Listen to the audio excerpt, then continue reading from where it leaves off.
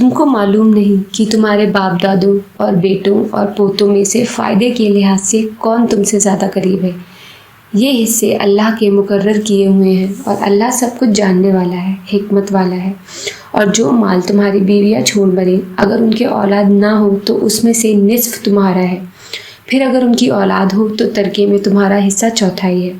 لیکن یہ تقسیم وصیت کی تعمیل کے بعد جو انہوں نے کی ہو یا قرض کے ادا ہونے کے بعد جو ان کے ذمے ہو کی جائے گی۔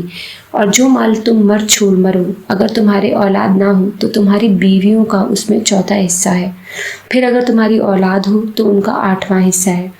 یہ حصے تمہاری وصیت کی تعمیل کے بعد جو تم نے کی ہو اور ادائے قرض کے بعد تقسیم کیے جائیں گے۔